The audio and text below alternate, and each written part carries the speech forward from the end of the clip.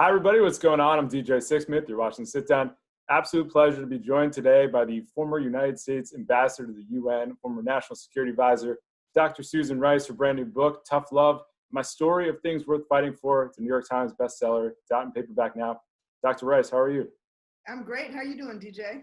I'm doing really well. And I got to tell you that I loved reading your book. You have a great story to tell. And it's definitely relevant to everything going on right now with COVID-19, with the 2020 election coming up.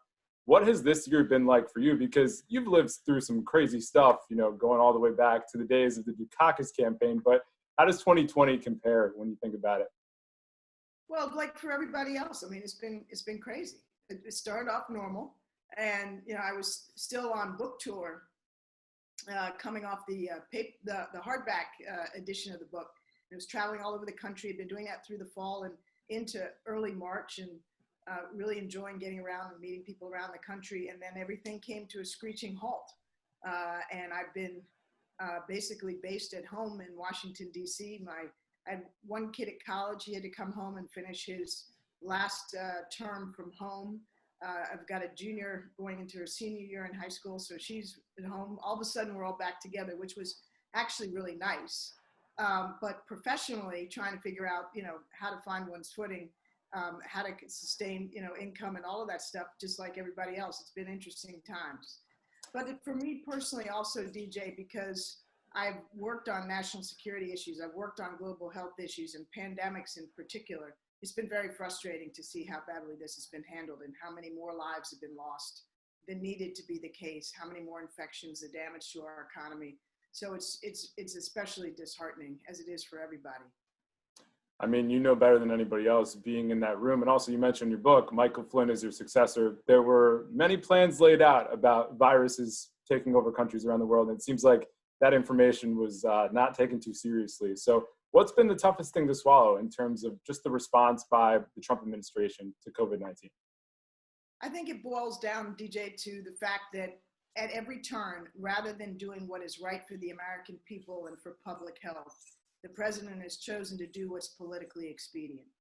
And, starting at the very beginning, downplaying the severity of the virus, saying it was just like the seasonal flu, praising Chinese leader Xi Jinping for his handling of the coronavirus, and then going into the failure of testing, which remains to this day a serious problem, and then a belated decision to close down, order states to close down their economies, but then reopening prematurely so that we didn't actually bend the curve sufficiently in many states, and now cheerleading the reopening of schools, even in areas where it's not safe to do so. So every step of the way, the president has failed. He wanted, as has been admitted by those around him, to let so-called blue states fail in their handling of the coronavirus and not give them the federal support that they needed and that we all needed. And now, as the virus has hit all different parts of the country, red and blue, so to speak, again, there's still no credible, unified national response. It's sort of every man for himself, as if, and somehow in that way, the president doesn't bear the responsibility that any leader should in a time of crisis. It's crazy how much has happened just in the past 6 months. And Dr. Rice, you have such great insight having done this before, but I think the other part of it too is that you get to speak for yourself. You're not speaking for the US government. That was something that really came across with the book. So why don't we talk about that? Because you have this fascinating life story, but what did it mean for you to actually tell your own story as opposed to talking for the US government? Well, I appreciate that question because that really was the motivation to write the book. I have had the blessing of some extraordinary parents and grandparents and what I learned from them, but also the opportunity at an early age to serve in 2 different administrations, 8 years under President Clinton and 8 years under President Obama. And I wanted to share what I had learned from that might be, I hope, beneficial to other people. But I also felt that all those years, nearly 20 years in government, speaking on behalf of an administration, of our country, of a president, and never ever actually being able to speak in my own voice was a challenge, particularly after Benghazi, when I became well known nationally for my appearances on the Sunday shows, where one of the key pieces of information that I was given as our best current understanding by the intelligence community turned out to be wrong. And then on one hand, I was characterized as a villain by, commentators on the right who still like to demonize me, and as some kind of victim or heroine on the left. And neither of those portrayals bore any resemblance to who I am and where I come from and what motivates me. So I really wanted to tell my own story in my own words for the first time. And I'm grateful that I had that opportunity. I would imagine it was really therapeutic also, because you go into your parents' divorce, which was really tough and lasted a decade. You go into the fact that your daughter really suffered when everything was happening with Benghazi. So what did you learn as you were reflecting, especially on the family stuff, just thinking about your whole journey here?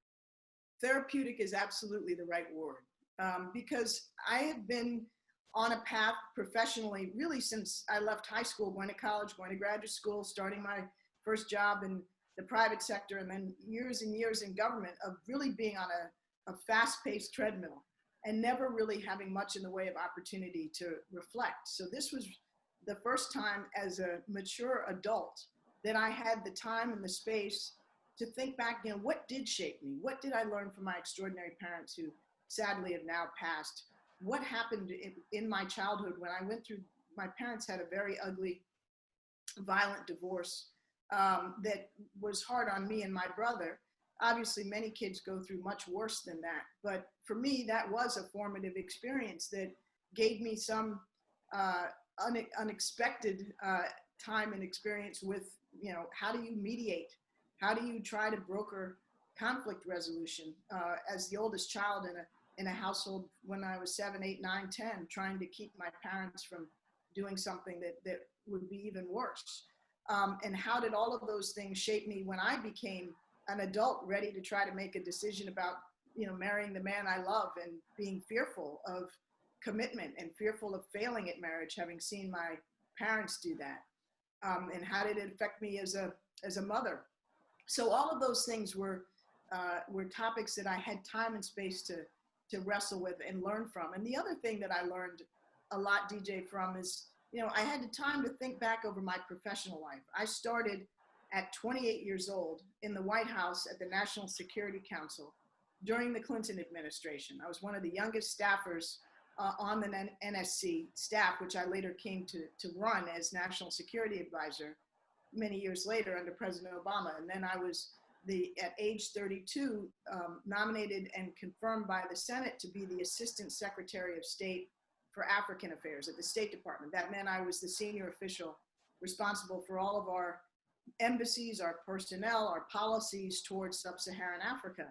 And I was really young in that role relative to the senior career ambassadors who served with me and under me. They were 20, 30 years my senior. They were mostly male, mostly white career diplomats. And here I was, young African-American woman, also a brand new mother of a breastfeeding son. And so that whole period of time, about 3.5 years in President Clinton's second term, as I reflected back on my professional development, was a huge period of growth where I made a lot of mistakes, but learned from those mistakes, I hope. And so all of those things, thinking about the personal and the professional things that influenced my development, really was beneficial. And I hope will make me a better leader in the future.